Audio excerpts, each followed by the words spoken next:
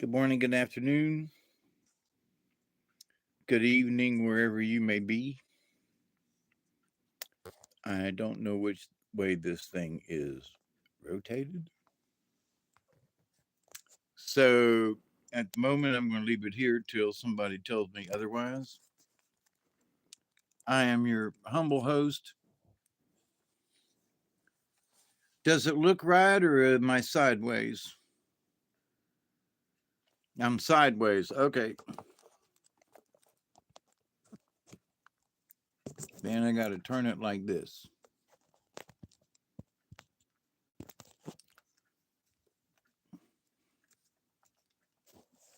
Hey, Travis. I got to move all this stuff. I've been trying desperately to. Does that look better? Well, let me get the. I'm too much in the light there. Looking at the ceiling.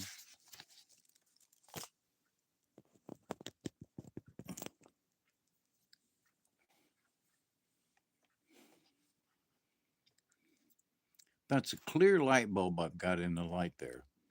That's interesting that it gives that glow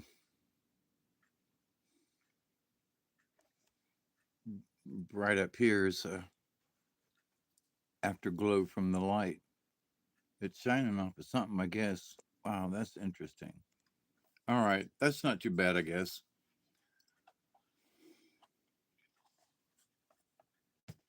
So good. I will start over. Good morning, good afternoon, good evening, wherever you may be. I am your humble host, Mr. David Null, also known as Hawkeye Two Feathers, and I greet you with the love and the honor of the infinite Creator. And I continue to pray that each and every day, each and every one of you will continue to learn how to accept and receive the knowledge, the healing, the wisdom, and the many blessings from the universe. Hi, Scotty boy.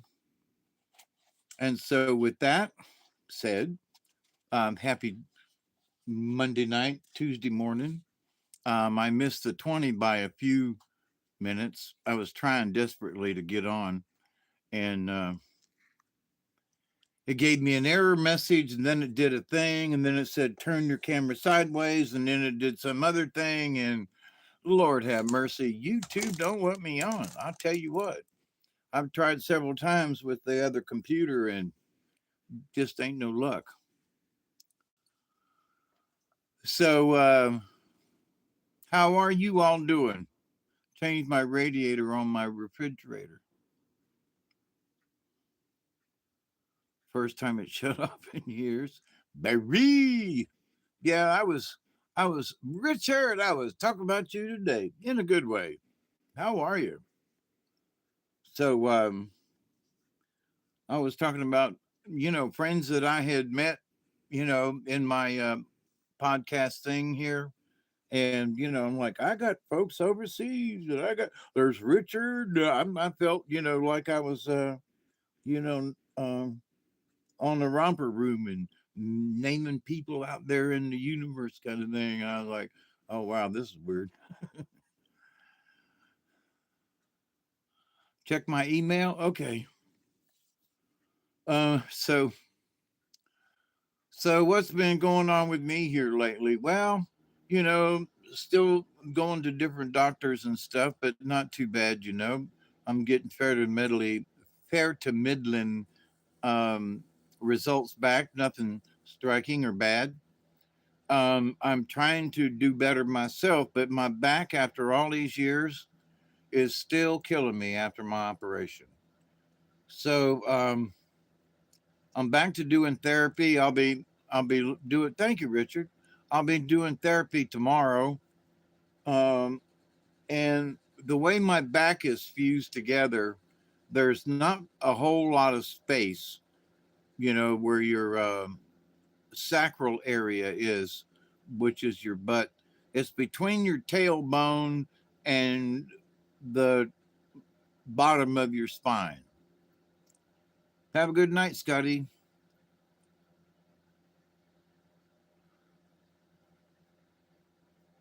So,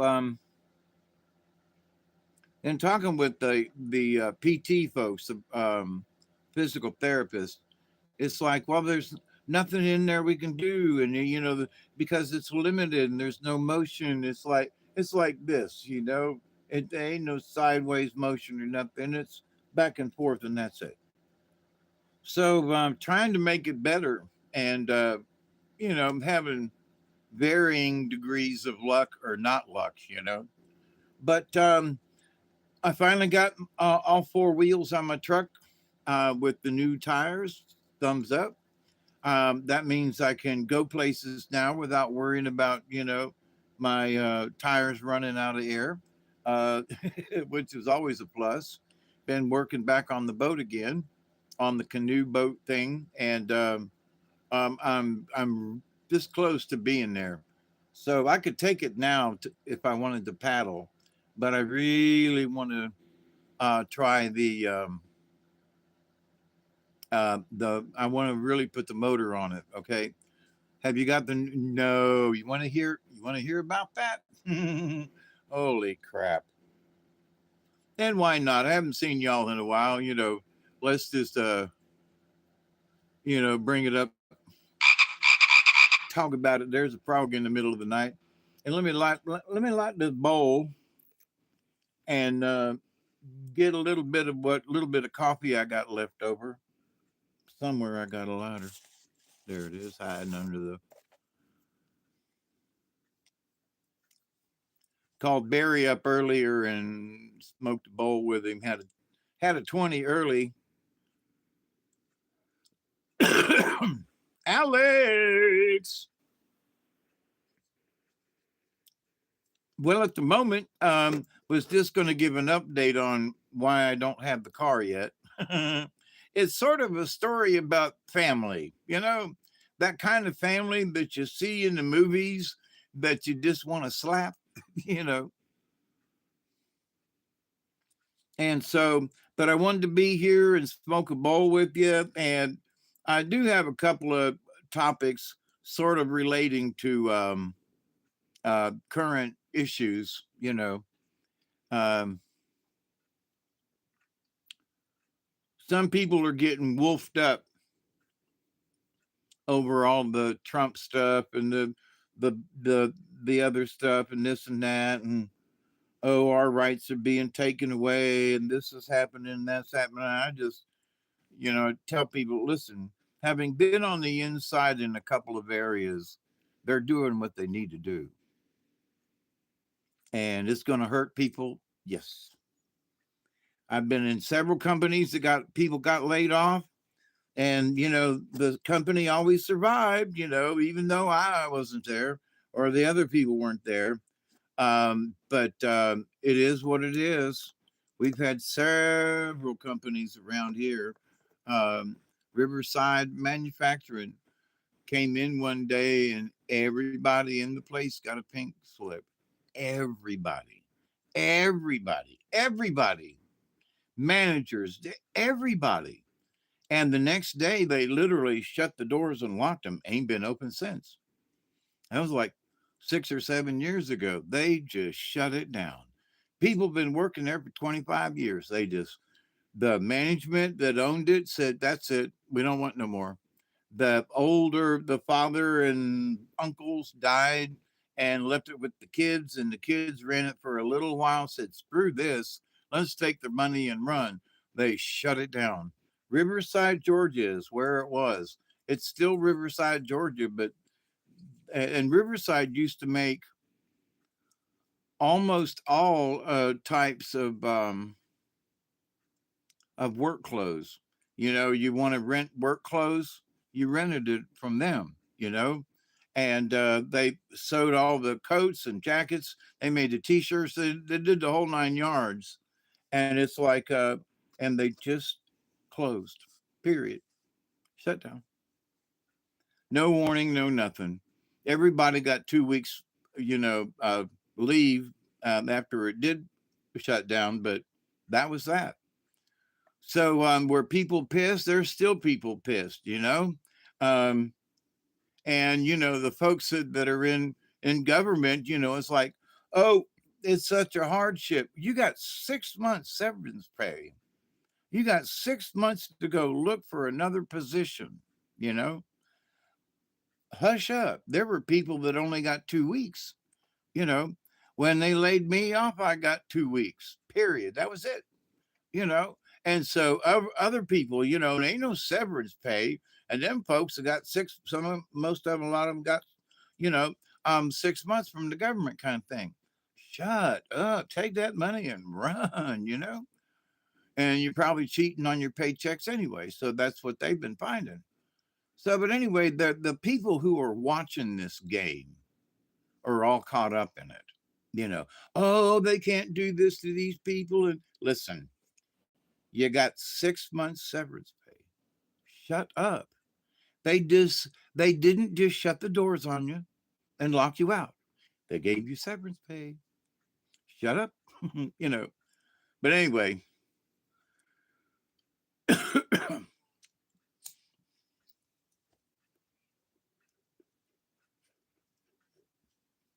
but my point of this conversation, that maybe somebody else will see this, besides you, my dear friends, is that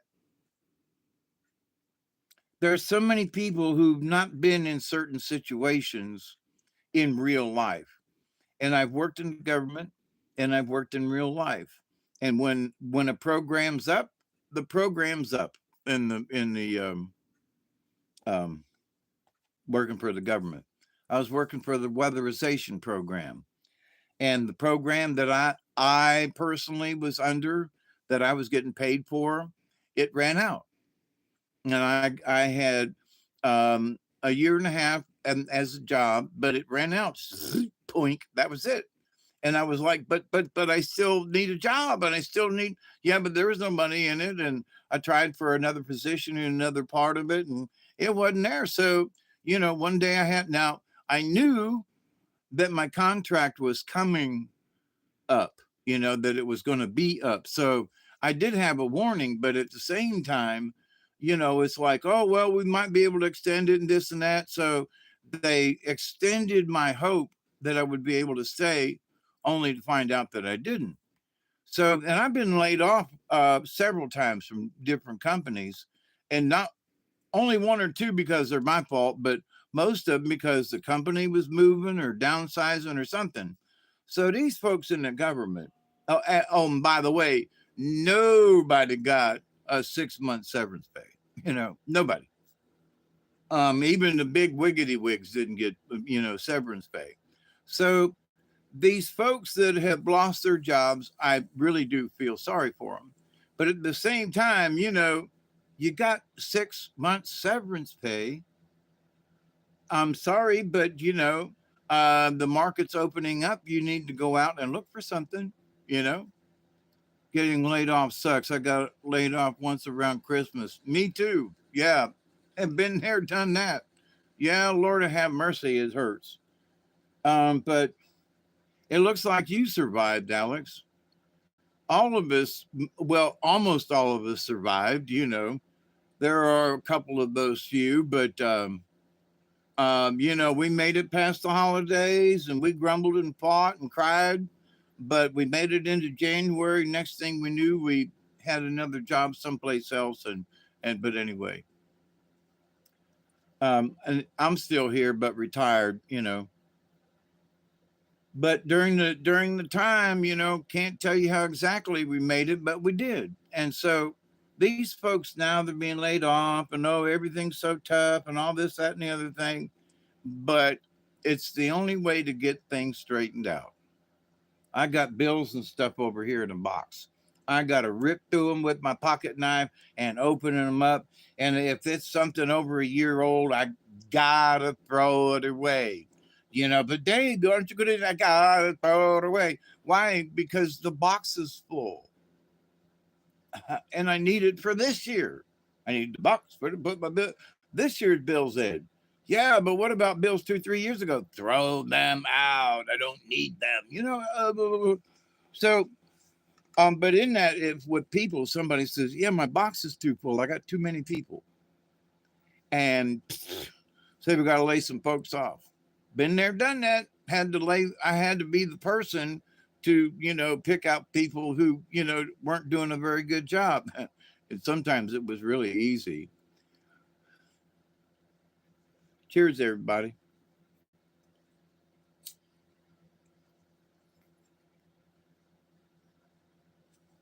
But so to give you the update on my car. Now, my brother died almost 2 months ago. God bless you, Danny. And we are waiting on his remains, right? Sent off to be cremated. Now, the youngest son, Justin, was was handling the affair. Thank you, Alex. He is really in a much better place. And when he died, he literally had a smile on his face, my sister said. So that's good. That's that's good, right? So had him cremated, and because I'm the older brother, Lynn's the older sister, and he only had the two of us as siblings, but he had the ability. I'm sorry about that, Alex. Yep, R.I.P. Dan. He really is in a better spot, honest goodness. And I think he feels better. I mean, in the universe, we were like, we miss Danny and so forth, but he was unhappy in this life because of his disabilities, and his disabilities what killed him. He had a flash thing and hit the floor, and that was that. And I know what that feels like, when I hit the floor in here in the bathroom. So I remember that, that's very still too real to me for me. But anyway, so Justin had him cremated, and okie doke. So it was that, we're going to wait on to bury him, or to, um, put his remains up somewhere, because he was a veteran up in the Navy, and a war hero, actually. Um, he was fighting in the Gulf where they're fighting now. He was there when they first started, trying to bomb the tankers and so forth. Danny was a I want to say a waist gunner. His position was just aft and on the port side of left side of the ship, from the from the not the captain, from the big place. Hey, Kevin, how are you? So, Mr. Belgium, I look like Thor. Yeah, I got me some hair going on, don't I?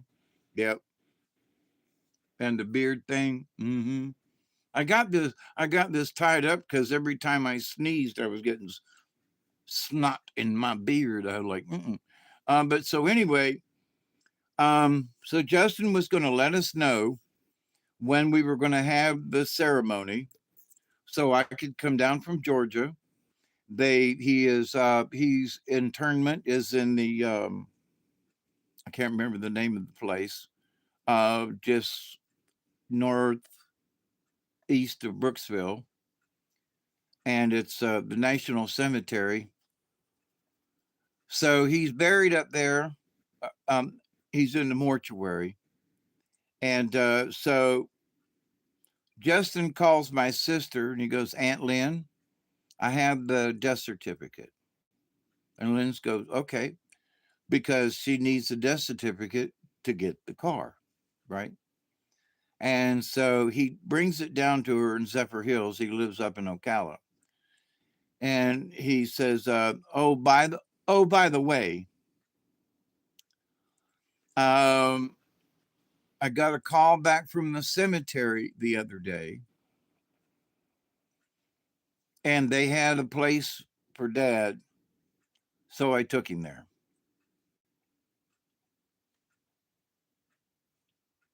What? No ceremony? Don't you? You just took him there? Yeah. Wait a minute. What the hell? You know, my niece and nephew, Lynn's, you know, son and daughter wanted to come down because they, we were all close. They were close to Danny, and I want to go down, and there were some other folks that wanted to come and go to, for the ceremony or for some kind of thing. And it's like, what? So he said, well, I took it upon myself. He said, I know because the family is complicated. Okay. Sorry, have a nice day. So my sister calls me and she is livid. Okay. Can you believe something, something, something?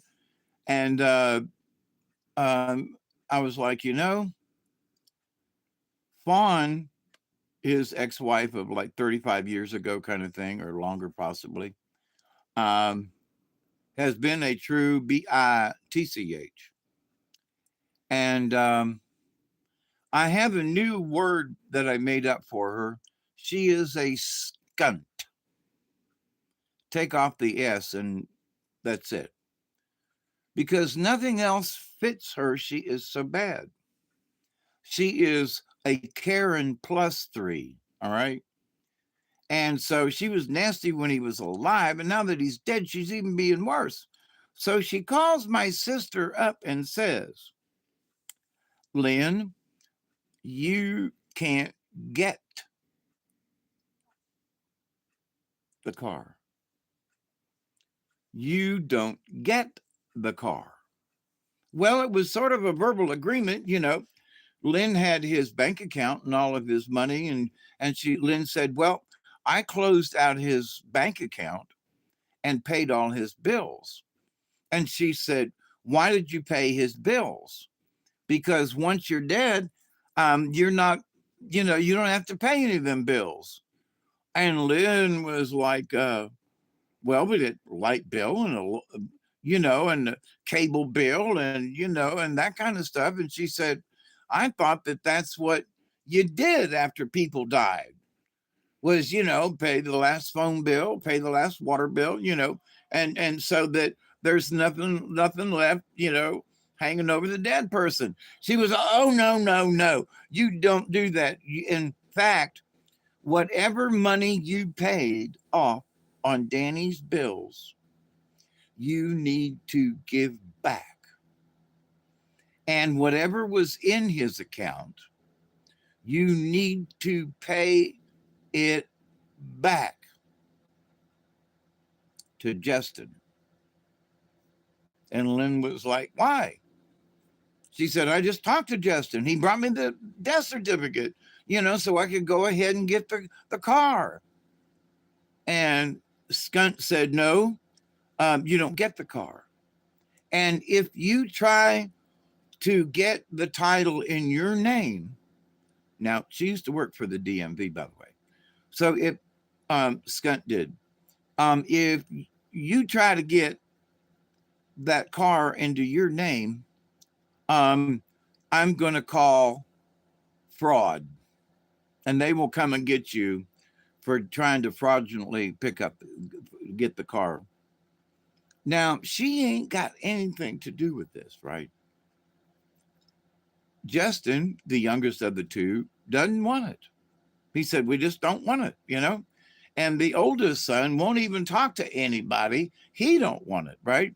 So that's why it was given to my sister, because she took care of Danny for the last couple of years, right?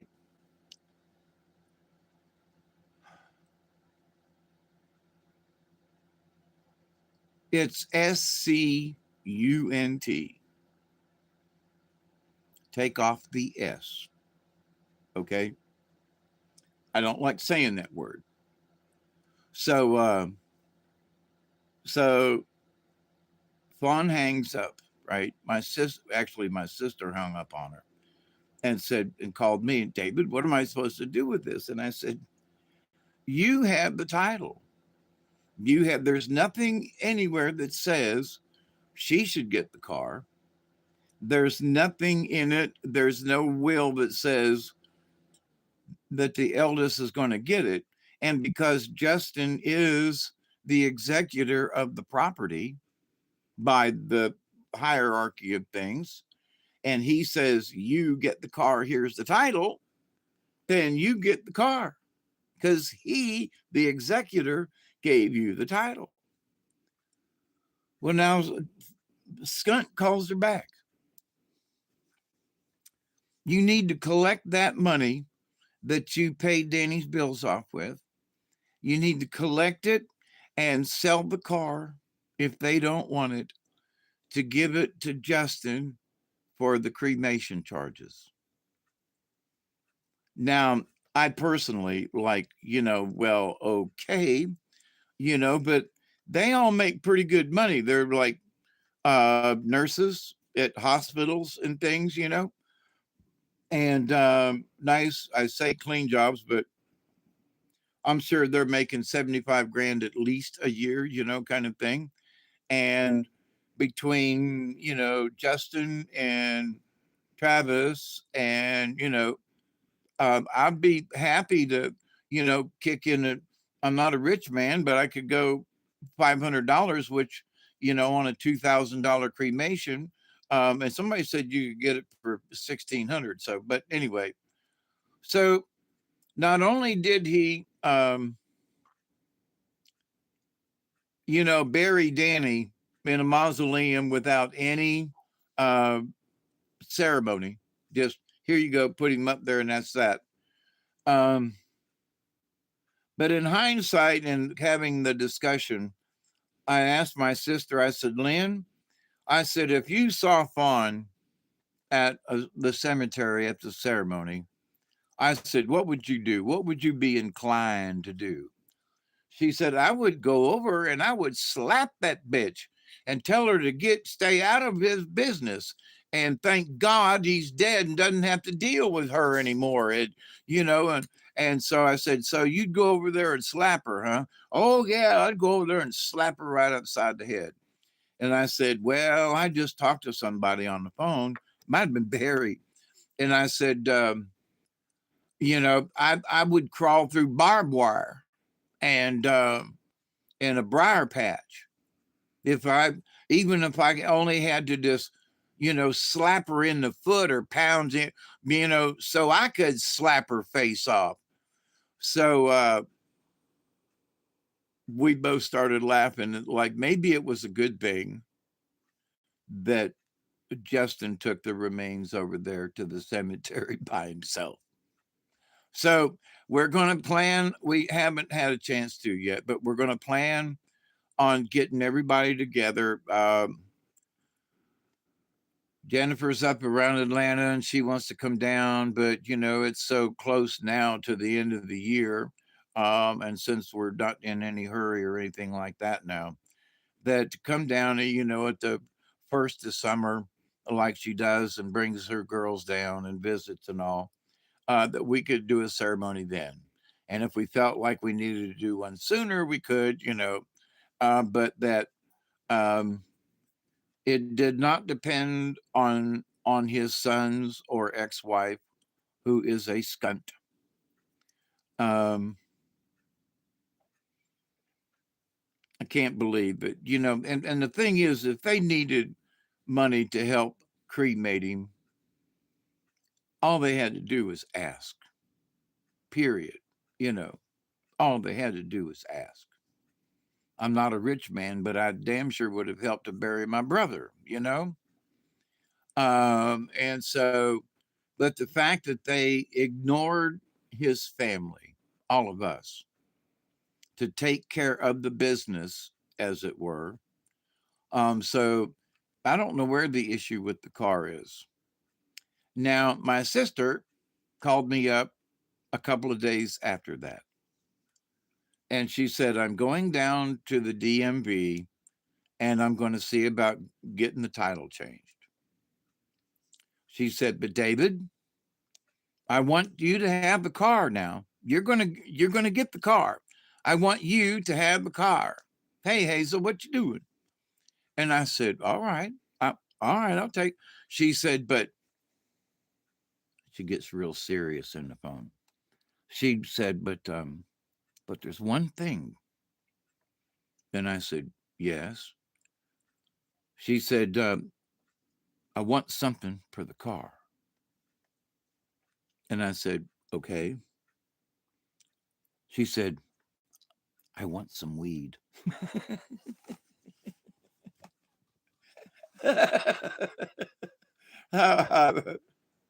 It's hard for her to get down there.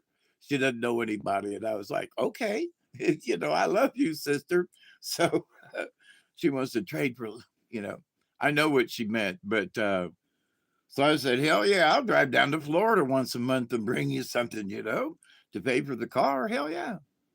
And to come visit you too, it'd work both ways. But anyway, so I haven't bugged her about the car. And it's a 2014 um,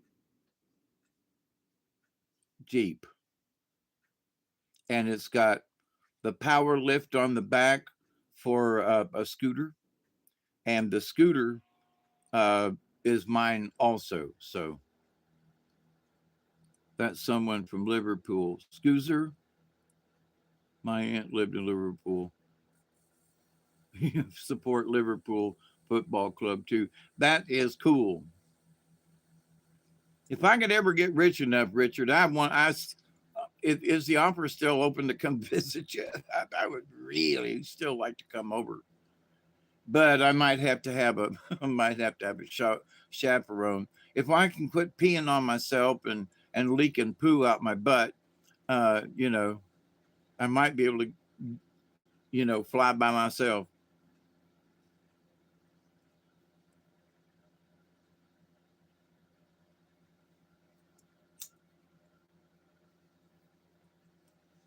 But so anyway, it's time. It's the time of the year for adventures, and the weather's changing up. Uh, it's 65 in the daytime. The lows are in the maybe 48, to 50 degrees. So it's just cool enough. And so, but it is getting to the point where if I don't go on an adventure or two soon, it's going to be too hot. So I'm working on that part too. And part of that is my own and my get up and go. Now I wouldn't go anywhere because my tires were bad. But now, okay. So I can't plan on huge trips, but I can get back and forth to the river now. So that's what I got planned.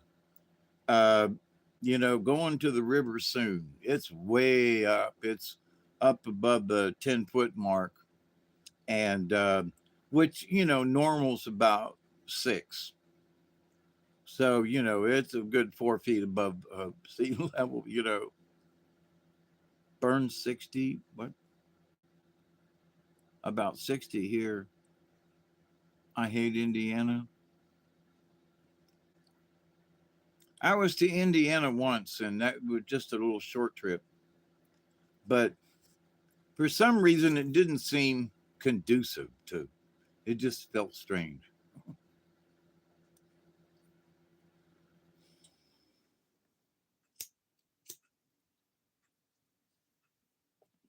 Might because of all the hoodoo that was done in the state a long time ago. But anyway, so in listening to all the new stuff after the first of the year, uh, one of the videos that I wanted to do, and this is sort of a precursor to it, is that what does spirituality look in this new year? Now, for those of you in the woo, uh, Cliff High has made a couple of videos here recently and was interviewed. And the things coming up for this summer are going to be very interesting. And his data show that there's going to be some, ET some kind of connection sometime this summer. That a new type of currency is going to sort of be rolled around, which they've already got some Bitcoin out there. They're trying to change. They're trying to get a new dollar bill, and that the new dollar bill would be backed by silver and or gold and or platinum and that the new dollar bill would be based upon um, minerals rather than oil. So something you can hold in your hand, minerals. So that would explain why they want all these mineral deals, because if we can make a new dollar away from the Federal Reserve, pay them bitches off, you know, and create our own dollars like that we used to have in the 60s. I still got a real dollar bill from back then, but to have a new dollar bill that would be based upon the riches of our country, the riches of what we have in gold and silver, and what we might be able to dig out in lithium or other rare earth minerals, right? So, where oil, the price shifts up and down, blah, blah, blah, it's a volatile market, all that kind of stuff. You know, rocks and things are going to kind of stay stable. You know what I mean? Because they're rocks. But no, I mean, so you say, I've got so many thousand tons of a certain mineral, and you go, ooh, how much is that worth? And they can calculate it right down. So, it's like, so how much is your country worth? Well, we got hundred millions and millions of dollars in, okay, it is the side of a mountain, but um, you know, hey, you know, it is ours. And there will be people like me who say, what, you got to take the side of that mountain off? Well, if it's going to keep us with a new dollar bill, I'll do this number right here. Lord Jesus, forgive me. But go ahead, you know, Lord Jesus, forgive me. But go ahead, because some things you just got to sacrifice in order to keep the whole. So, and if it's the side of a mountain, well, depends on how big the mountain is and depends on where the mountain is. Okay, but to the point though, so what about oil and what about this? So the natural resources of the United States of America is big deal. So why not take Greenland, especially if they want to come our way, because we've already got some old World War II bunkers and stuff over there that they can clean up and use, bring it up to date. Also, they could drill and mine and do a bunch of stuff up in Greenland. Um, and there's money in our back pocket. So people say, well, what about all this? What about all this? All of that means that our country can be self-sustainable. Today the Hyundai is bringing in a $10 billion plant he's going to build in, I think he said in Alabama. So going to build the going to build a steel plant here in the South. Oh, in Louisiana, and it's already a done deal. So it's like, what are you talking about? Well, because when I was still working in the automotive industry, they were having trouble getting steel then, and they were getting steel in from Russia, okay, and from China. So, and their steel was not very good because I had, hey, Mossy man, how are you? So, in working with some of the projects I had, some of the steel that we had it, that you will buy this from an American company, you know, and he went ahead and bought some steel from Russia and tried to pass it off on us. And it didn't work. And the parts didn't work. and he's made that type of part before, but not with that material. So he got a new batch of material, the right stuff, made the part the way it was supposed to, and the thing lasted, 500,000 parts, where it would only last 5,000 parts before. So this new material was great, but the stuff coming out of Russia was nasty. It wouldn't heat treat right. So um, I know something about this business with the steel and the aluminum and all that. So they're making the tariffs on aluminum and steel really high so that, other countries will have to pay it. Well, they're paying it into the United States Treasury when they're paying it, kind of thing. So it's going straight to us, right? So people are complaining, oh, what about this? But, you know, they're bringing the chip industry back. Motorola and all these places used to build the chips in the old days. We were the tech giants. And then it all went to Taiwan and other places. So the fact that all of these, I saw the interview with the gentleman from the chip manufacturing, and he's proud to come to the United States, and he's proud to build American, and he's proud to do, because some of these folks are over in China, okay, and they don't know what China's going to do. And so there are rumblings over in China and Taiwan that Taiwan might be, invaded by China. And so them folks over there, they see President Trump as like he's got stuff under control. And other people around the world are going, thank God he's got stuff under control. So, but that, why are they coming to America so quickly at the drop of a hat? Because they're from China and Korea. Well, yeah, but what does that mean? They're from Taiwan. Yeah, but what does that mean? They're afraid of China. Trump's here says, come on. The folks down in Louisiana said, come on. You can make steel down here. And since it's in Louisiana, they're able to ship it in and out.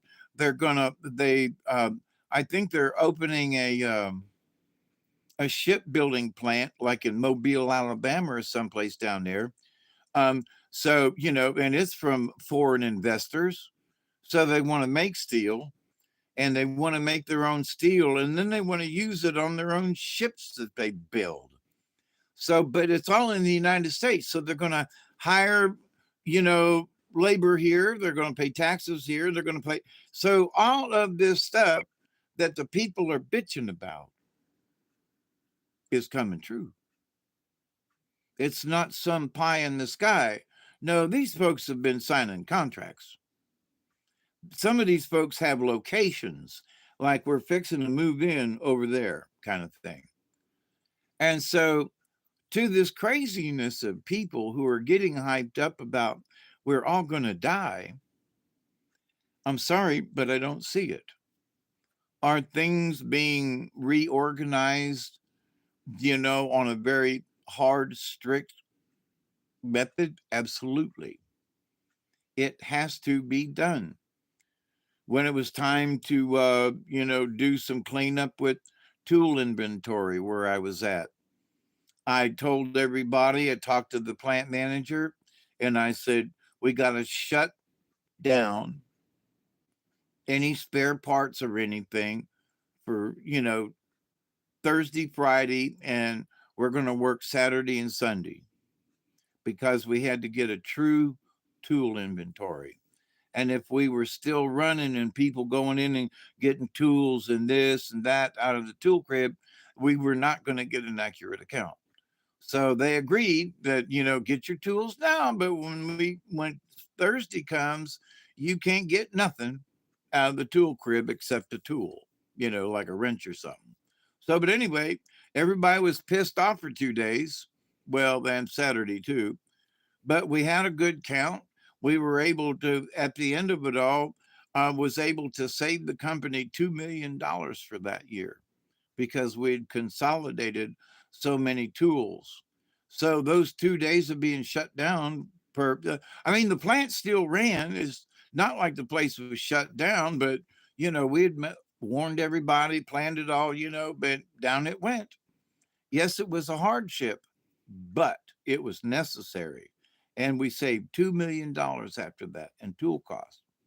So it's necessary sometimes to bite that bullet just as hard as you, and it's, you don't want to do it for nothing, but sometimes it's just got to be done that way. So, but the folks that are complaining, and the hardest that are complaining, I don't think have ever really had maybe that kind of hardship where they were laid off or whatever for whatever reason. I've been laid off before and then hired back in the spring, kind of thing. Okay, and when the fall gets here, I worked at Mall Aircraft. They didn't sell many airplanes in the wintertime for some reason. So but when summertime came, BD had a job for me every spring. So pineapple, huh? I've got started on these. I say they're new pineapple drinks from Fanta. Golly, I really like them. I know it's just sugar and water and some pineapples flavoring, but man, I really like those drinks. But so anyway, a friend was over here today, and he's like, "So," he says, "you look pretty good. So how do you feel? And what do you think about the future?" And I said, "I'm I'm I'm hopeful for the future." And he said, "Well, if somebody was to come up to you and say, uh, what do you think of the future and how do you feel about it?" And I'd say, "For the future, I feel grateful." And he said, "Good answer. Hey, Katniss." And he said, "Grateful, huh?" And I said, "Yeah, because I'm grateful every day I wake up. I get a new chance. You're gonna fall back to sleep. Well, bless your heart, darling. I love you too. Yeah, this is not going to be a long one tonight. I just wanted to get on since I haven't been able to, and I'm really trying to fix the computers. Whatever they've done to it with YouTube, the bastards. But anyway, but I thank them for allowing me to be on this channel. But at the same time, I'm seriously looking into how I can um, do this on Rumble. I've had enough with YouTube crap. They owe me an apology. They should put the videos that they took down because they said I said something wrong about something medical, because I talked about the things that go over your face and all. And they have taken some other videos down without any excuse. They're just not there anymore. And I looked at the title and I was like, I kind of remember what that video was about. Why did they delete that video? So they've been taking down a bunch of videos, thinning out the herd, as it were, on my channel, which is their stuff. But no email, no excuse, no nothing. They're just gone.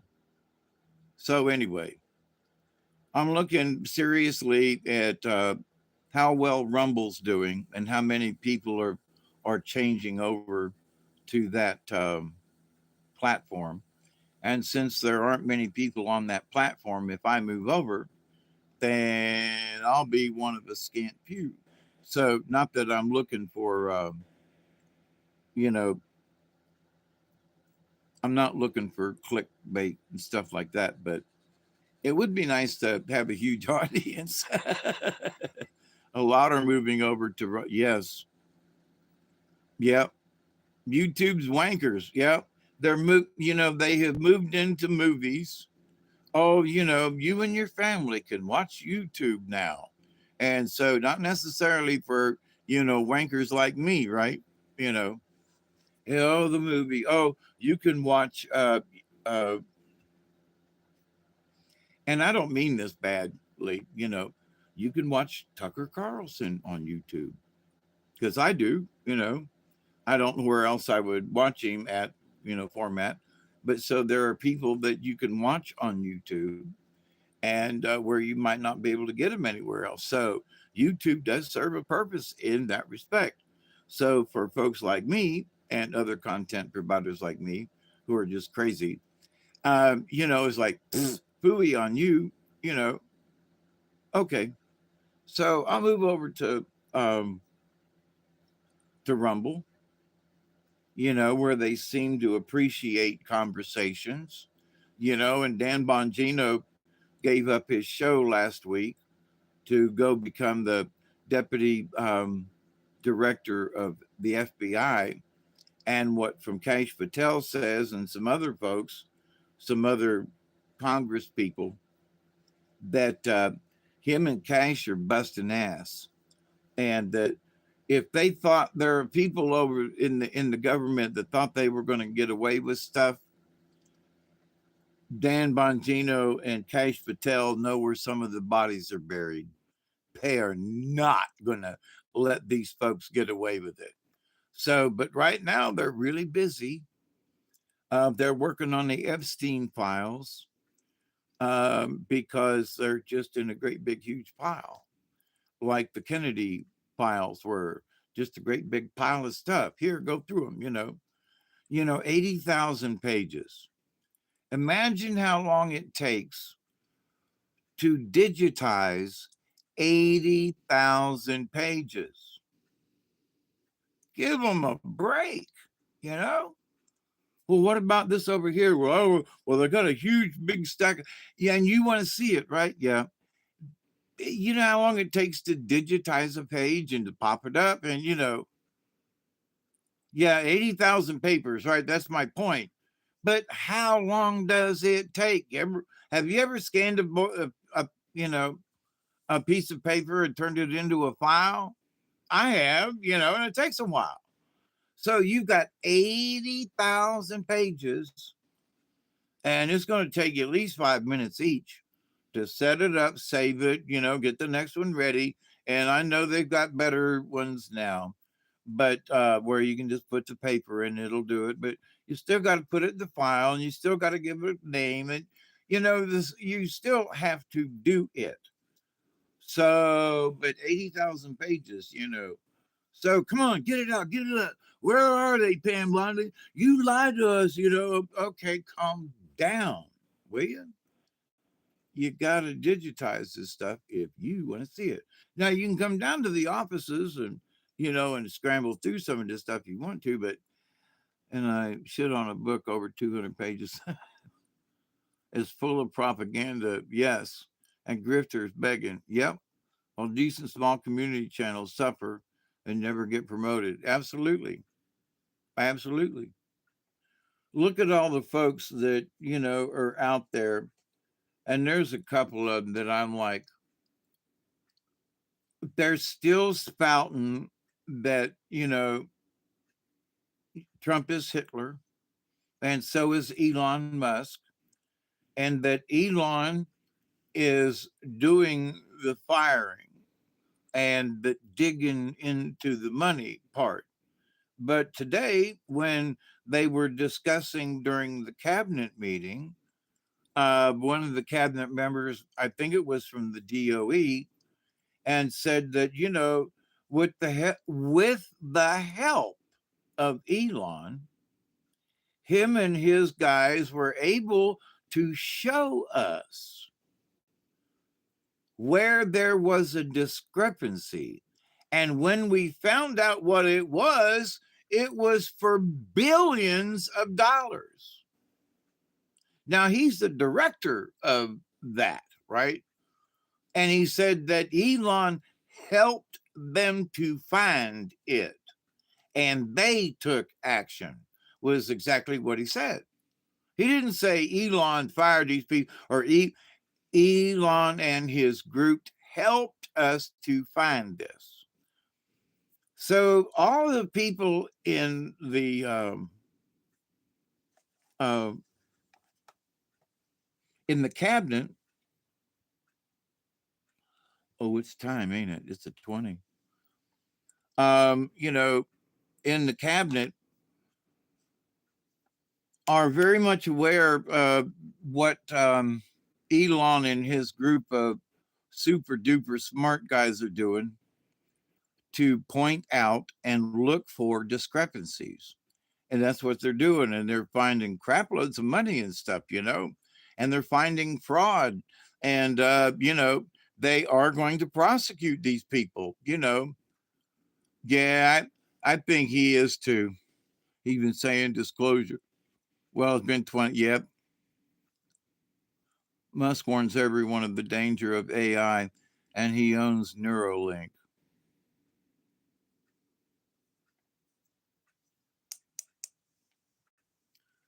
You know, that thing about that,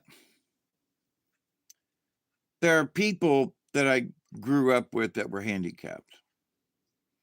And, you know, if they had some type of apparatus to move their legs for them, you know, to help them walk, and a Neuralink, because they're working on something like this, they got a Neuralink that talks to the brain, that talks to the legs, right? And they can actually send messages. They can also now, they have artificial hands, and that they can, with their mind, they can make the fingers move. They can also, one gentleman I saw where he used his mind to move the mouse on the video screen, on the computer screen. So it's like, now, should we be scared of that technology when there are thousands of people who've been blowed up or, you know, lost limbs and things, and that could really, really, really, really, you know, um, do well with something like that?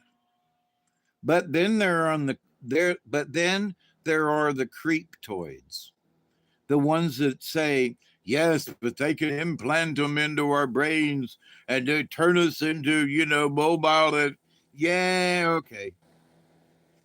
But Musk has talked about how what his original intent was to help people who were handicapped.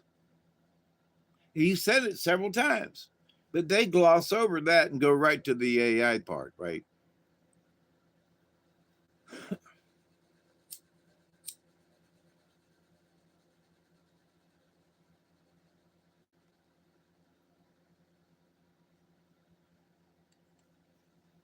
And here's one of the things, 420, y'all. Here's one of the things that it's like, um,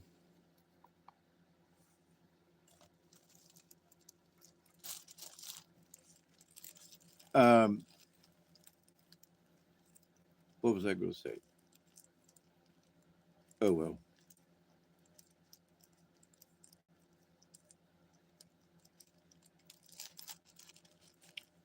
Elon, you know, you've seen the movies, you know, you've watched the stuff, and yeah, I got an appointment tomorrow too. So I'm not much far behind you, Barry. I'm gonna I'm gonna smoke a short bowl with these folks and head off to slumberland myself. Duggar's taking up my bed. But um,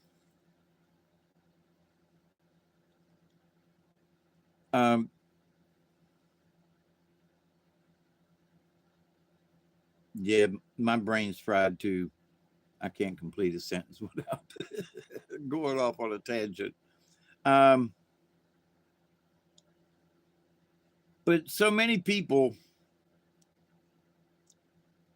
these days want, you know, an immediate reaction. And that's one of the things that these folks are complaining about now.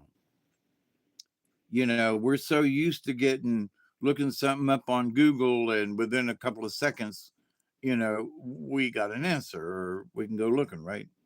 So back in my day, you had to wait, you know, for dial up to dial up before you could ask any question, right? So, but anyway, folks these days don't have any patience. And even patients as old as me. Hey, John, how are you? That, folks like me, I remember dial up, but I can still, oh my God, I'm waiting on a page to load. And it took 3 seconds and I'm pissed, and it's like, wait a minute. Remember when we'd had to go, and then we could get online, and really slow at that, like 98 baud, And now I've got this tiny little thin wire ish thing that is fed by light. I've got that super duper light stuff that,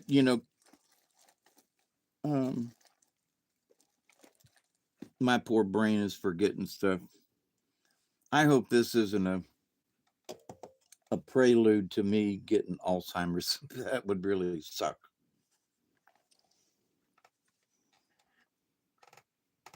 But so anyway, Elon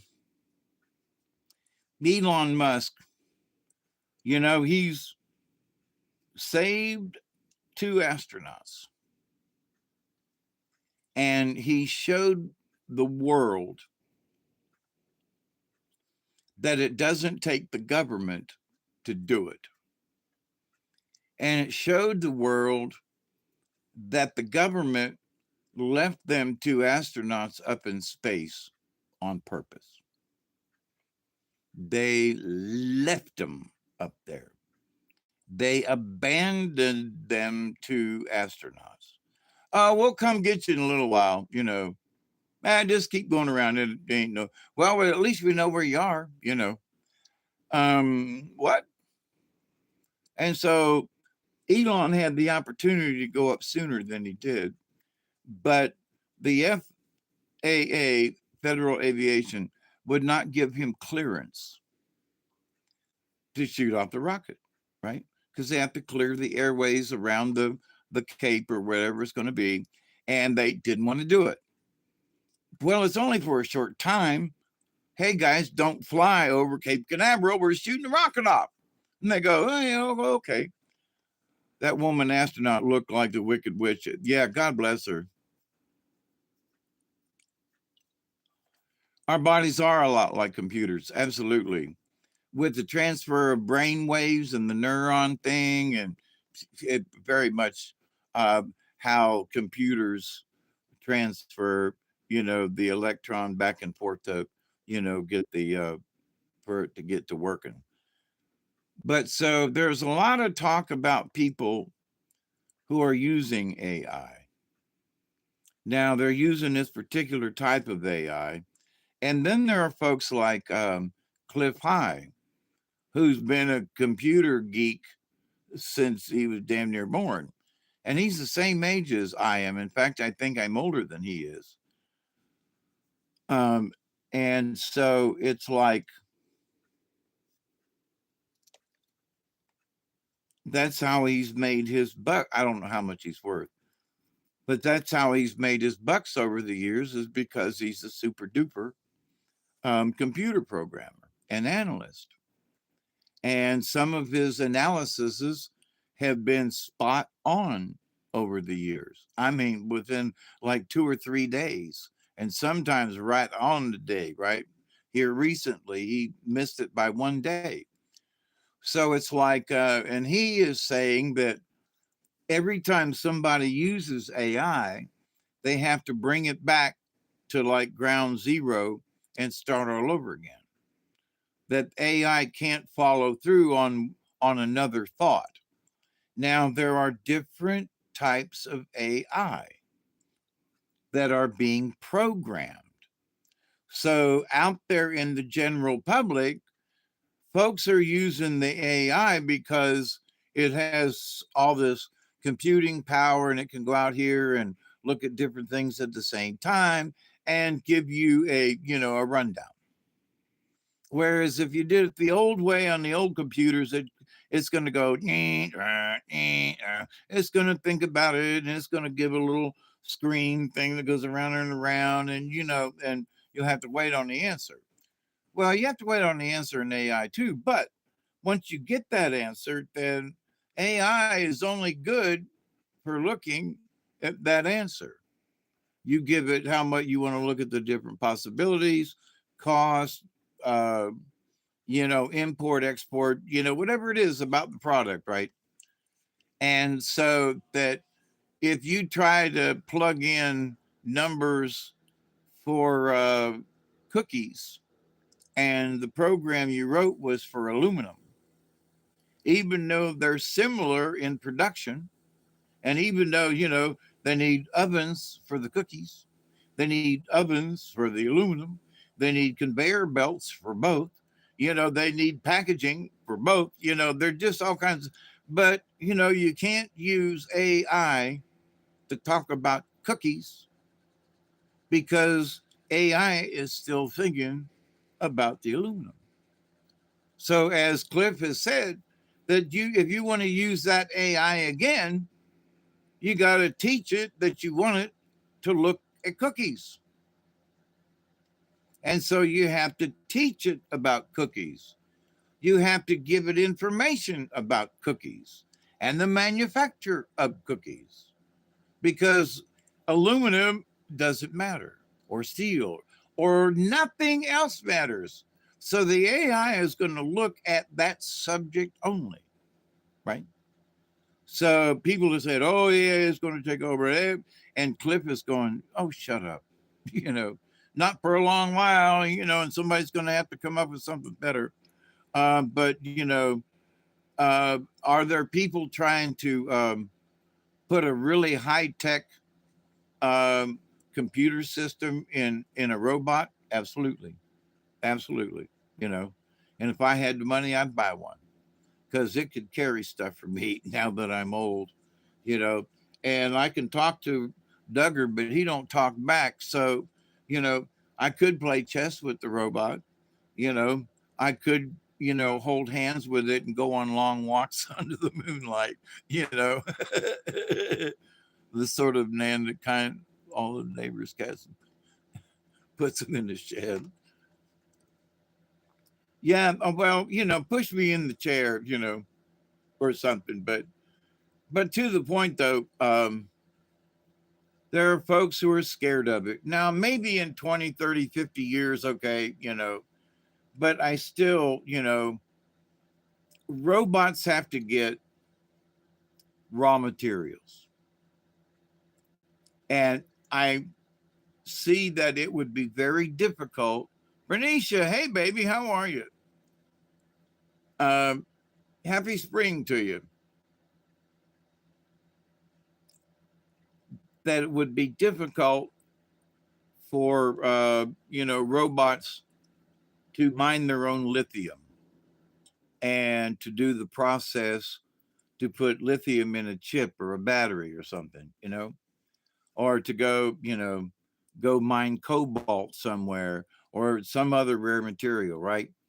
And that, yes, these robots could help perform some of the, and they do perform some of the actions and procedures to build some of these things. Absolutely, but you have to program the robot to do one thing. Now it can go out and pick this thing up and move it over here. It can change from a grabber to a drill and then drill a hole. And it can change back from the drill to the grabber, and the grabber can pick up the part and move it over here. Now that's one task. All of those motions are one task. Once you teach it that one task, that's the only task it knows except to go to home and put everything back to home and shut off. Well, it does have, when you turn it on, it goes click, click, click. and all of the things it checks to see if tools are in all of them. And then it goes, okay, I'm ready. But those are the only two things it can do on its own. So this idea that robots are going to take over, you program the computers one at a time. If you see them in the manufacturing where the robots are doing welding, big old welding arms like this, and it comes on down, then it comes back out of the way. The thing moves up. That welding machine is only going to weld what it knows, what it's programmed to weld on that frame. It can't change its own temperature. It can't change, it might change its own wire, but it can't change the settings as far as how hot to weld or how cool to weld. And so it can't change the flux. It's a machine with an arm that welds, but somebody's got to plug it in.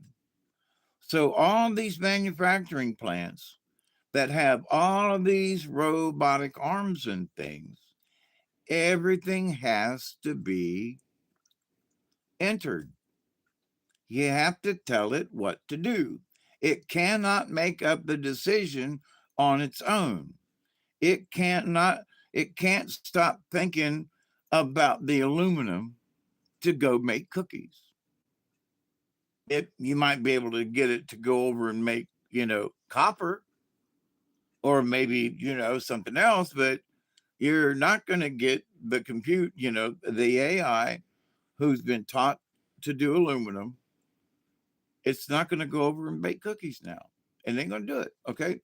So, this idea that somehow AI is going to take over the world, not for a while. Because the original AI would have to teach all of the other AIs. And if there is only one AI that will run the planet, that one AI is going to need help in a lot of ways. It can't do it on its own because there will be too many people in access trying to access it, to use the brain. The brain's going to be too busy carrying out commands. So this idea that AI is going to take over the world, AI might, but it's going to have to join with all the other types of AI. Or they're going to have to link together in a certain way. They're all going to have to, okay.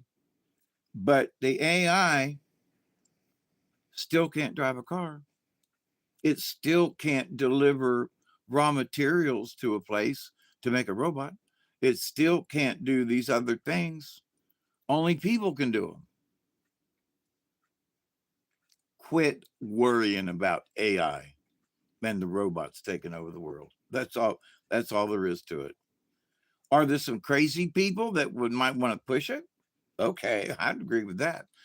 But are the robots themselves going to do it? And my answer is no, not for a long time. There's too many complications.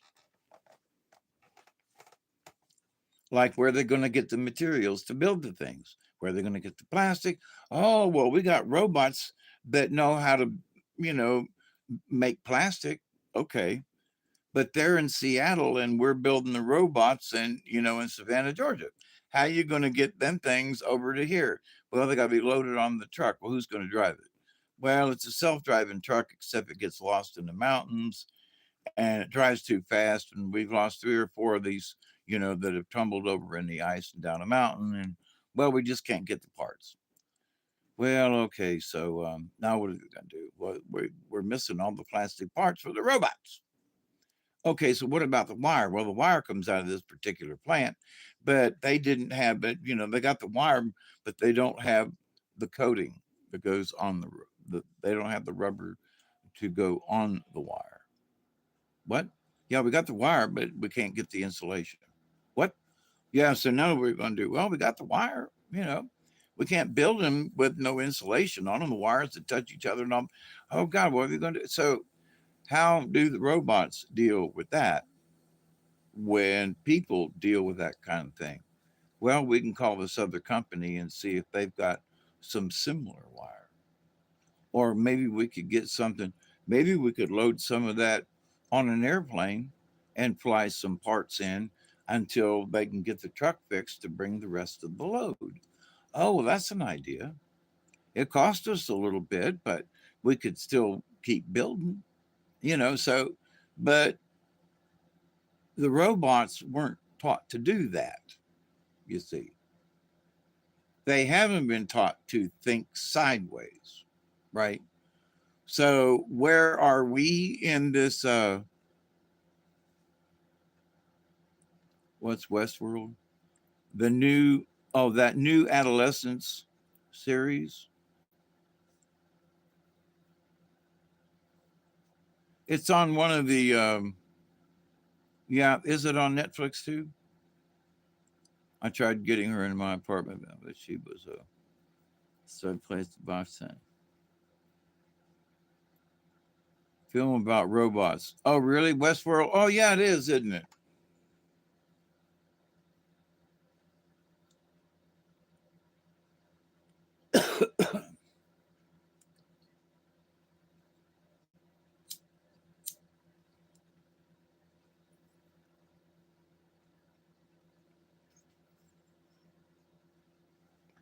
The original Westworld with Yul Brenner.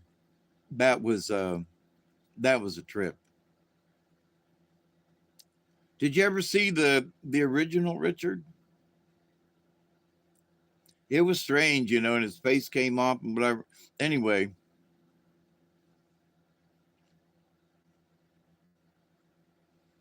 yeah, and then the robot cowboys get to shoot back at you, and that's what happened. Somebody put live bullets in there. Did I say Yul Brenner?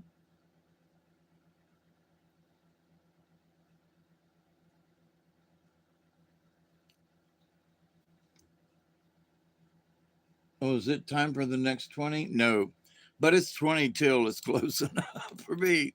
I'm sitting here just firing away. Yeah, silent runnings.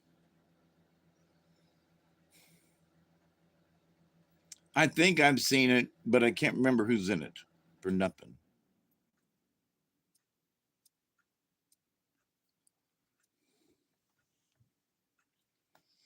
Oh, one of my favorite war movies was Run Silent, Run Deep about submarine. Bruce Dern, yep.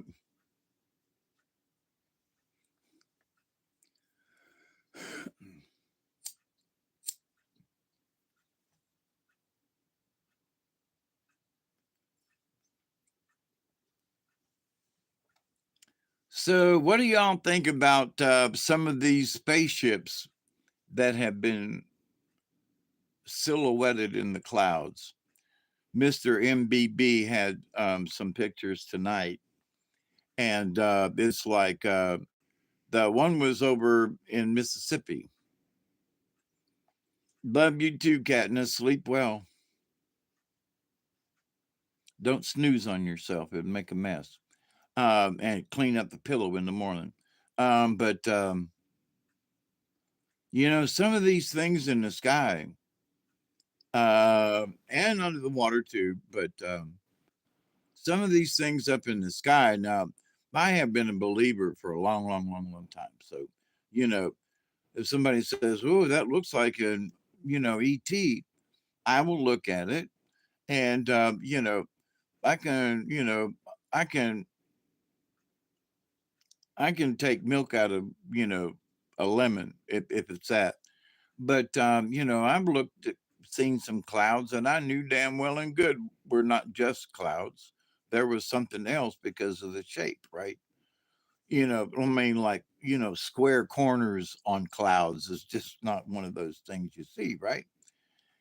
And so, in the silhouette that's like behind the cloud. So, I've been seeing these things for a long time. Now, not every day do I see something, but I have, seen them over the years. I saw that one shoot the other one down, you know. I seen that one blow up across the sky, you know. Um, so do I believe? Yeah. Um, there's one that shows up in the south down here that I chased a couple of years ago, and I found out that it's got to be over the panhandle, you know, in the water, um, there in the panhandle of Florida. So I believe it.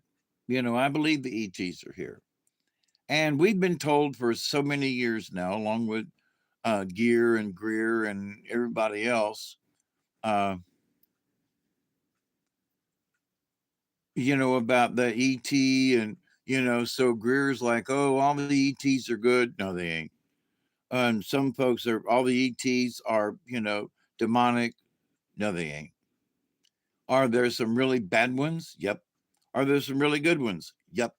And a lot of bullshit in between, you know? But if we looked at some of these aliens, we'd go, holy crap. Um, you wouldn't know whether or not to be friends with them or not because they have reptilian kind of features, type features. You know, they're not reptilian, they just have features, right? So maybe the forehead or something, or the nose or how, you know. So you're like, wow, you know, you could be a lizard person, you know, okay. Um, they was the color of their skin, you know, a light green tint or something, you know, that would let you know that they're of a different species, right? Or breed, or you know, whatever the appropriate word is. So that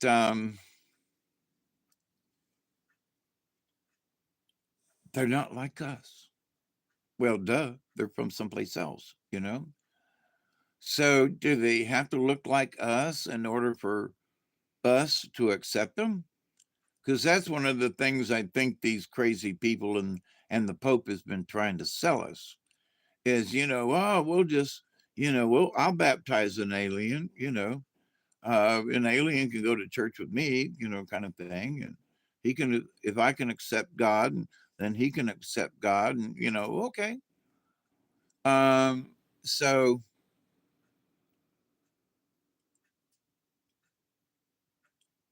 not all of them are bad.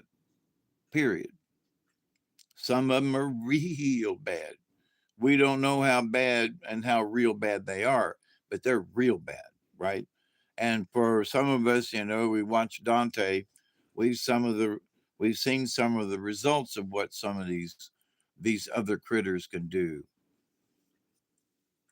And you know, having seen the uh, Alien Races book and looked at some of the types and so forth, and like, is that some of what is that what we can expect to see? You know, it's like, well, wait a minute now. I can expect to see that.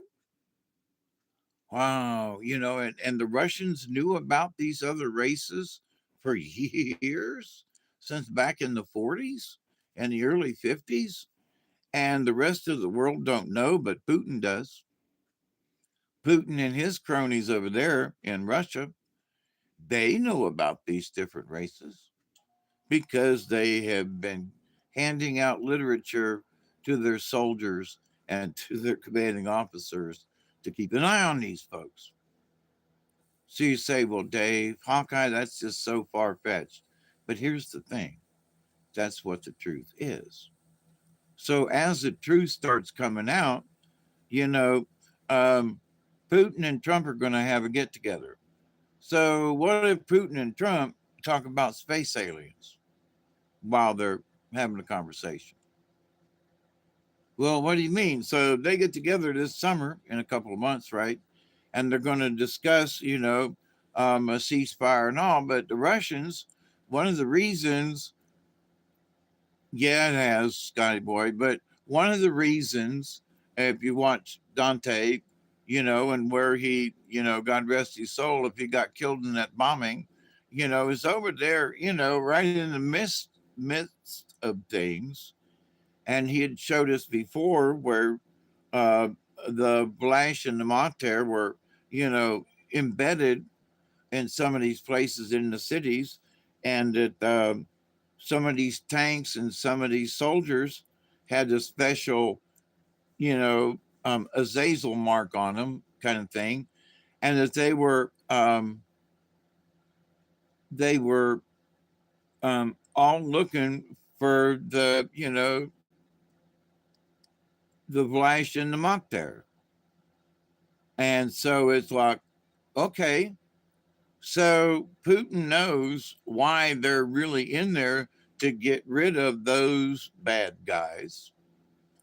I don't know what Zelensky thinks of all that. He's probably a hybrid, right?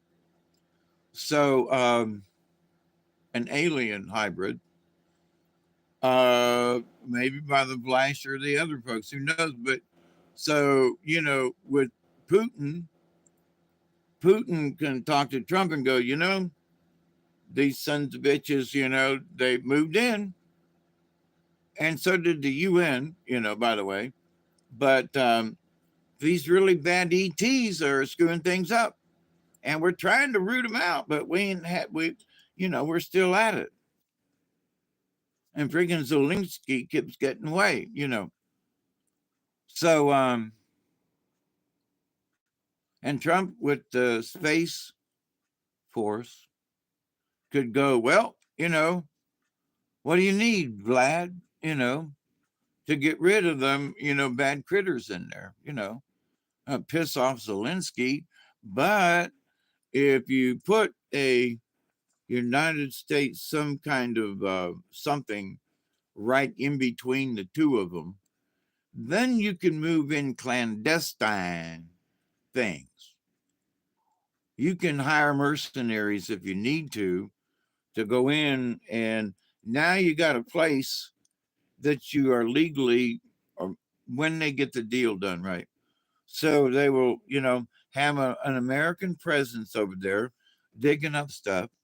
So you got to have a workforce. So you bring in a bunch of big, strong men that know how to use, night optics and stuff.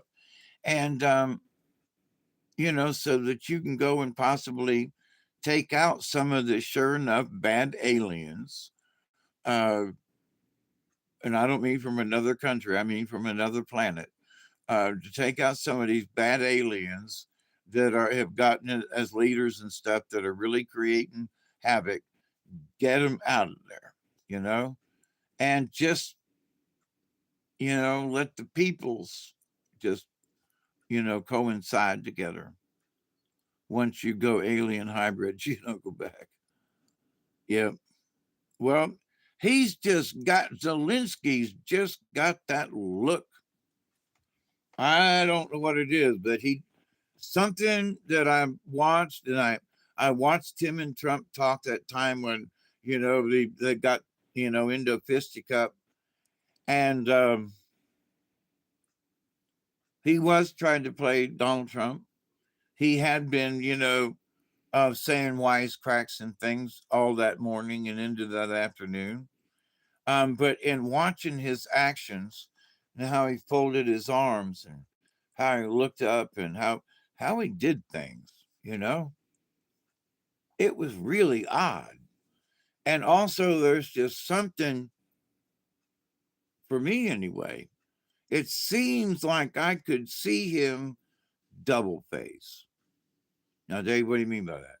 I mean, it's almost like I could see another face overlaid or underlaid on his face.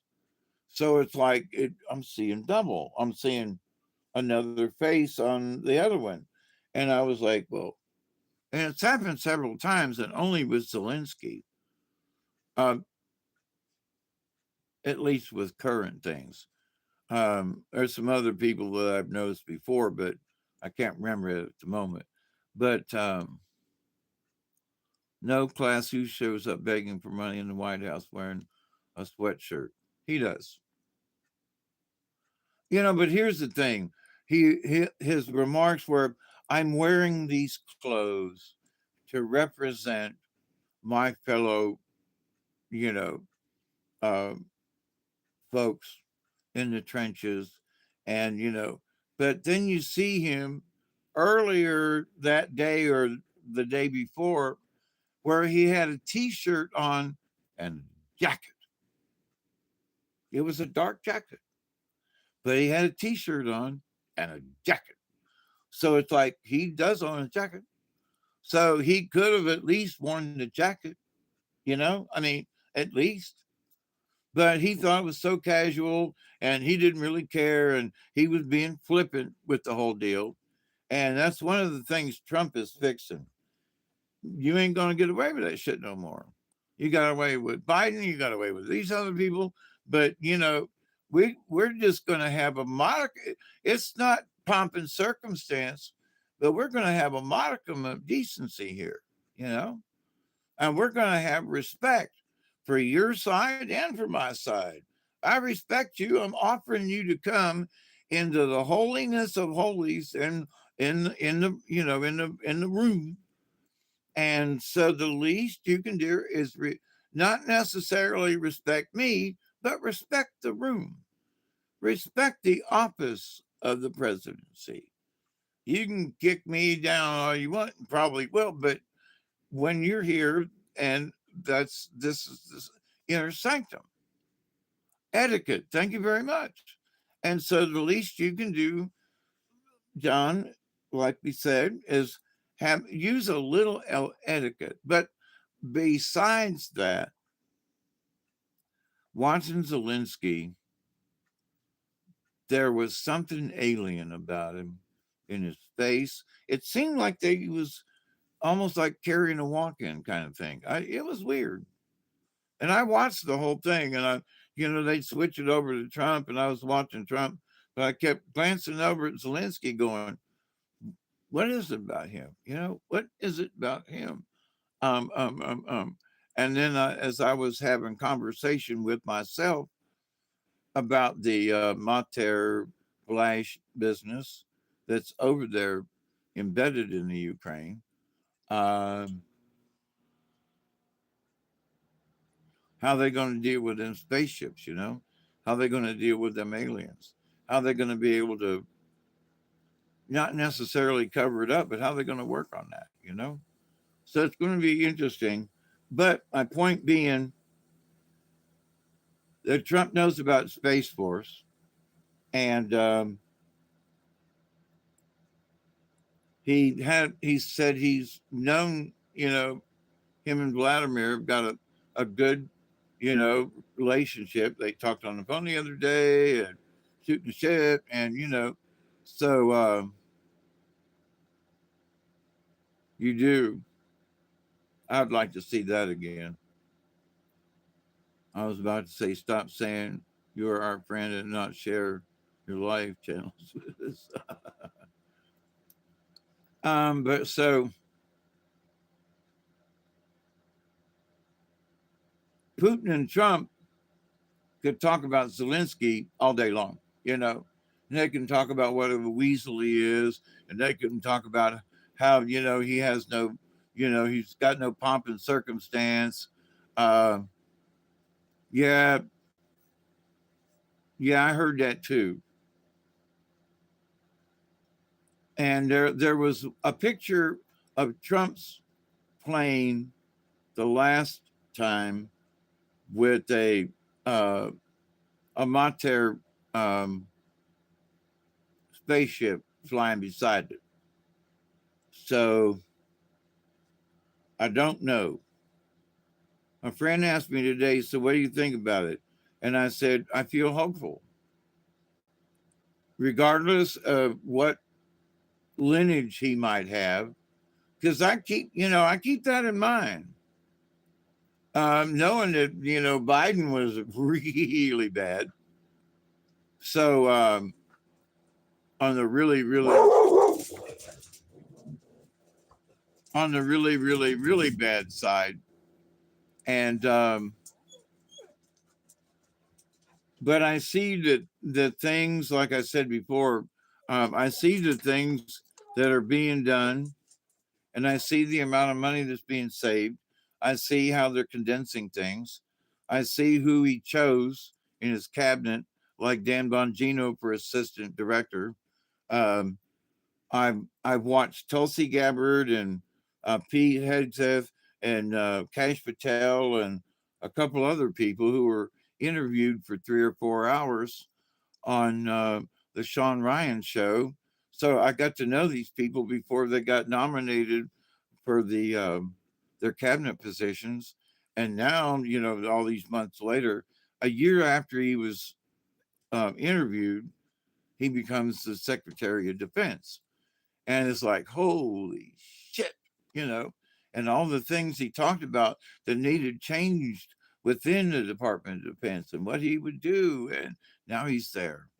Is that a coinky dink? You know, I don't think that Sean Ryan or Pete Hegseth knew exactly that that's what was going to happen, but there could have been folks in the business in other places in the queue, if you will, who have been watching other people going, that one there, we need that one right there. Let's kind of not necessarily push him, but guide him. Let's make sure he gets on this show. Let's make sure these two people meet, you know? And in a lot of it, you hear them talking and you think, and I had this friend of mine that said that me and you should get together because we'd probably become good friends. And then they met, they had an interview, and now they're good friends. So it's like, wow. And a lot of these guys um, are ex military. They're high profile ex military. Um, they're Green Beret type, all of them. Or have been in like the gentleman that he interviewed a week or so ago about what went on in Vietnam, and him telling it from his point of view of having to come up and slitting a guy's throat and go doing a thing and doing a this and that. And how many did you kill? He said, I don't know, as many as I could. It was at nighttime, and all I knew is if I run up against them, I'd go up behind them and slit their throat. And it's like, and he was casual about it, you know.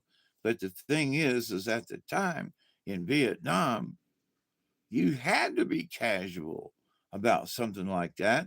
Otherwise, it would drive you nuts, you see. And it has driven some folks nuts. So you would say, well, how come that person's taking drugs and living off the street? Because he was required by the military to go up to, you know, the opposition and sneak up and slit their throats in the middle of the night. How many of them? A bunch.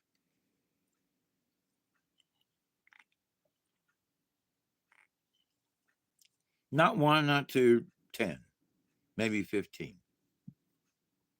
in one night. And then 2 nights later, you go back out on patrol and you do the same thing again. And then there are the Viet Cong women who, dress like a man, the black um, short shirt pajama thingy, carrying a gun, AK 47. If you don't shoot her, she's going to shoot you. But you don't want to shoot a woman.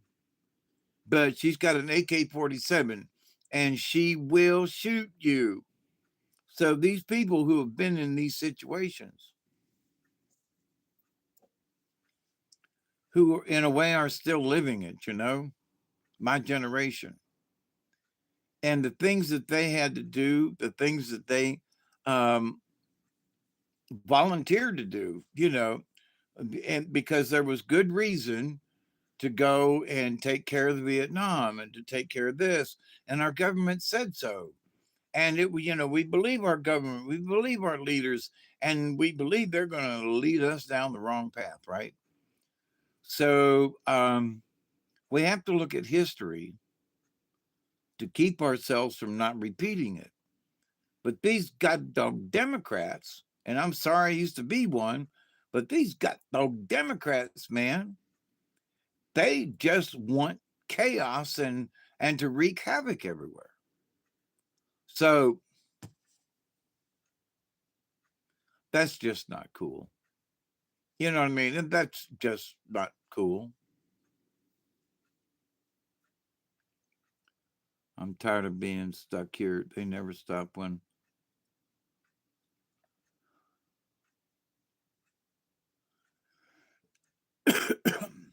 So, but anyway, in this world of stuff, there are things happening on a large scale that people don't understand. They say, well, he's going to bring manufacturing jobs and they're going to hire 1,500 people. Well, that's a pretty good amount of people now. I worked in 2 plants and we had 800 people. That was a pretty good bit of folks, but we managed. So you're talking about doubling that. That's a lot of workers. So you're talking about big plants. In some places there's going to be people on top of people. Okay. But they say, but it's only 1,500 people. Let me tell you about the chain of events. The people who are manufacturing this stuff in the plant, whatever it's making, right? There are people outside the plant somewhere in the world who have the raw materials for what you need to do. You need rubber for the backing on something. There's a rubber plant. We need some aluminum thingamajiggies, that we're going to mount the rubber to. That comes from another plant. Now, so for every thing that we need to go in our product, and sometimes we just need a sheet of aluminum and we will make it, right? But they don't think about the 1,500 people that are going to make this thing, about how many people are working to bring stuff to the 1,500 people. And those 1,500 people, they got to eat breakfast, lunch, and dinner. They probably have children of sort. They go to school, they buy clothes, they pay taxes, they buy a house, they buy cars, they go to the store, they buy things, they go to the local 7-Eleven or something, and see, yeah, don't you go where the Huskies go. Don't you eat that yellow snow. Um, but so I went back over to where Prestolite used to be, and there used to be 5 or 6 little stores. One was a mom and pop store, and you could go in there and they had, every day they'd make a little something for lunch, you know, and they'd only make enough for maybe 20 people. When you get there, if they had it, you did. If they ran out, that was that. So, but it was mom and pop. It was always good. And so they're out of business. Building's empty. On the other side of the plant, on a different road, uh, you know, um, everybody used to buy their cigarettes there. It was the cheapest. Bought gas, sodas, and whatever. It's gone. Um, no gas station anymore, and so those 1,500 people down, we only had 750 to 800 at the tops. But with those 800 people, there was money spent. Other people had jobs because we had jobs. And we spread our wealth out because we wanted to buy sodas or a Slim Jim or something, and buy gas for a car. And so, it kept those people in business. Sure, there were other people that came, but to the point though, we helped to support all these other businesses. The big business is gone. And so all the other businesses just went away. So when you hear these Trump say, we're bringing in 1,500 jobs. They go, yeah, so big deal, 1,500 jobs. You don't understand. There are going to be maybe 1,500 people working to get stuff to the plant so these 1,500 people can build a car. You know, there are people before it and after it. There are people they're salesmen who sell different types of machinery. There are salesmen that sell different types of material. There are salesmen that buy, that sell napkins or, paper towels, or they're, to go into bathrooms. And there are so many people on so many different levels you just don't know about. The secretaries, and they gotta buy paper. So they just buy it from a local place, you know. And so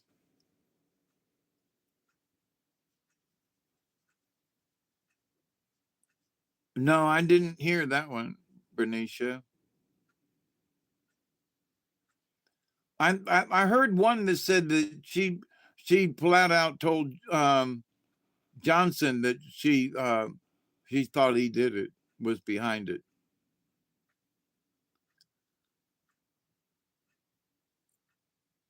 Was it about Johnson?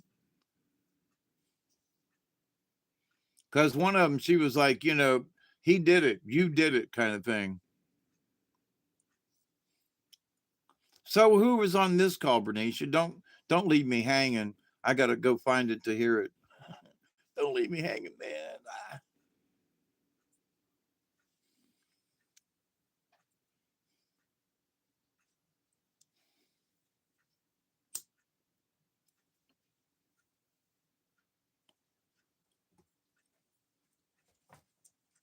Yeah, and everybody talks about, well, he was a womanizer. Yeah, he was.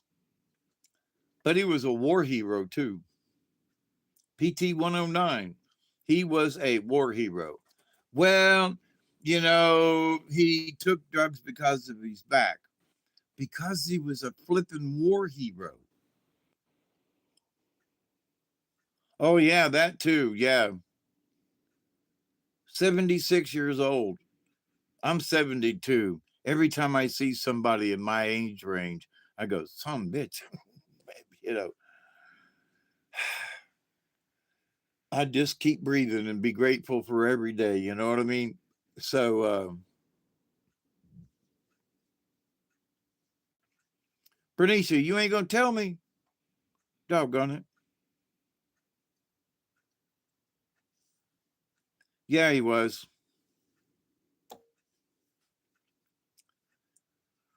And the fact that, Foreman, had a lot of respect for Muhammad Ali. You know what I mean? And that, they talked a bunch of a grift, to before the fights and stuff, but the vice president who became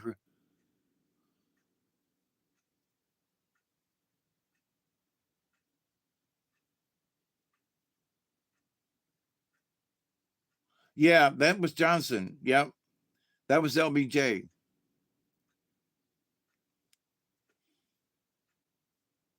And did you know that they didn't even really have a Bible, that all of that was fake? All of that whole thing. But Johnson was like, no, you need to take a picture of this. And Jackie's all covered in blood and everything. He was a sumbitch. And he had a bunch of other people killed while he was in the Senate and so forth. And no telling what he went. There was a bunch of stuff that he did as vice president. Part of it was, you know, working out Dealey Plaza and everything, in Dallas, because all his friends were there and all this other stuff. And oh, hell yeah, he was involved. He might as well pulled the trigger, Johnson.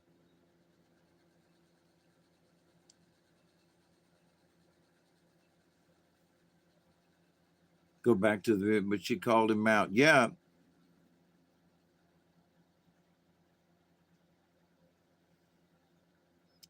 Oh, LBJ.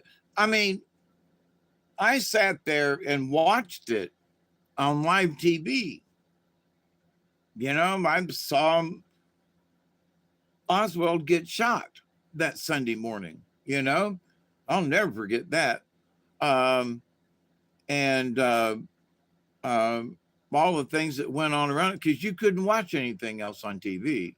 Everything on the radio, everything was about that. Everything. And back then it was limited, you know, to a couple of channels, and we didn't have internet stuff like that. So everybody was hanging out by the, you know, whatever TV or radio station they could to try to catch up with what was going on. And you know, when Tibbs was shot, they chased him to the theater. You know, so all of this was a melodrama in real time. You know, oh, it was weird. It was weird, Bernicia. It really was. Ask anybody who's really survived the '60s and who remembers that. You know,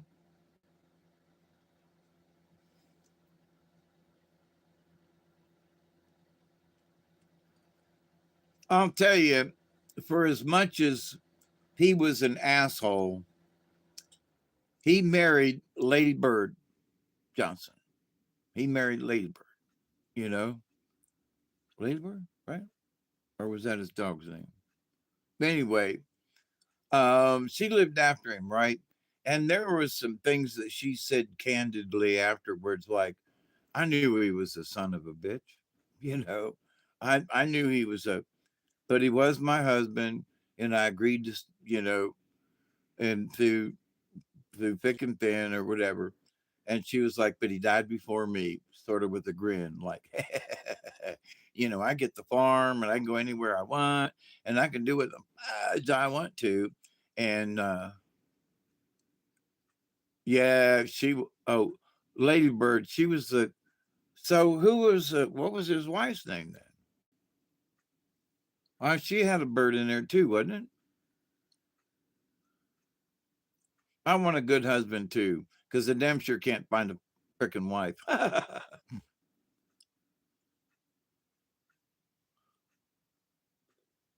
Yeah, Ladybird from King of the Hill, Hank Hill, right.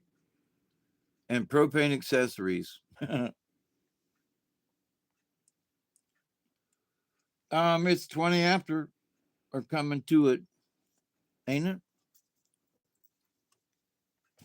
I can't see the clock. Yep, it's coming to it 20. So I'm gonna smoke this one with you.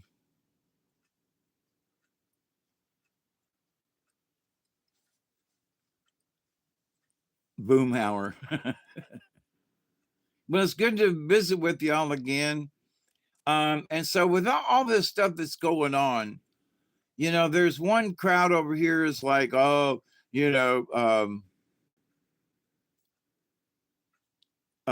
Oswald, you know, he was the shooter. Well, there's a lot of evidence that Oswald was downstairs at the time and that there were other shooters upstairs and even on the roof, you know, plus the guy that was hiding behind the wall and that, you know, that took the kill shot from the front. And there is so much evidence. And there was so much evidence back then that when they discussed it after the, you know, the report came out, I can't think of the one, but um, it was like we all went, no, that ain't what happened. We saw the pictures, we saw the replay. That ain't what happened. You know, when there's a person over here that got shot on the sidewalk, who fired that shot? You know, there's a person over here that got chipped with some cement from the curb. You know, what happened to that? And though all those people died mysteriously afterwards, so they could not be interviewed. All of those people died mysteriously. What? So, okey doke. None of us believed it. None of us back then. Who shot JR? That's right.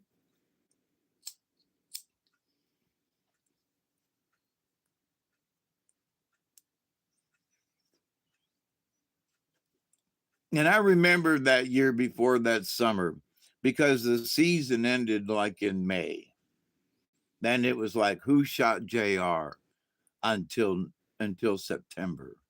Everybody had to wait till September, to find out who shot JR. So, that was a long time and all that apprehension and everything. But back in the day, boy, that was like a big deal. So it was really big. It sure was. Well, listen, my friends, I have an appointment tomorrow too. And so, but I would gladly be here to chat with you, my friends. Man, just, if some of this stuff, everybody has just gone so crazy over it. It's like, you gotta look at the big picture. You just gotta.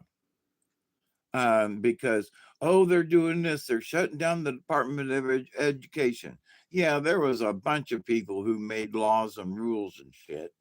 And, and if you don't do what the feds say, and the feds say you got to have so many people in school in order to get federal funding, and you got to have so much stuff to get your federal stuff. And, if they take the feds out of it, that's going to be a lot of stuff they ain't going to have to do. And having worked with teachers and so forth and stuff like that over my many years, many teachers will go, we don't have to fool with the feds no more. And the superintendent of schools is going to be able to get things done, and it's going to be different. So yeah, oh yeah, I do have to take my meds. That's true. Thank you very much, because I did get done talking with Barry and just rush into doing this. I was really trying to get the computer fixed again. But anyway, so I love you all very much. Thank you for always hanging out with me. Thank you for being a friend. So good night, everybody. Take care of yourself. Tomorrow night, Tuesday night, with Robert V, and maybe a show after that. So, uh, Bernicia, um, yeah, she let LBJ have it. That's right. Sure enough. Did he have? He didn't pull the trigger, but he helped plan the whole damn thing. LBJ had uh, um, Governor Connolly sit in the middle seat, who got shot by the magic bullet. Um, and it went through his shoulder and down through his hand and into his leg and landed in, on the door, kind of thing. Yeah. Um,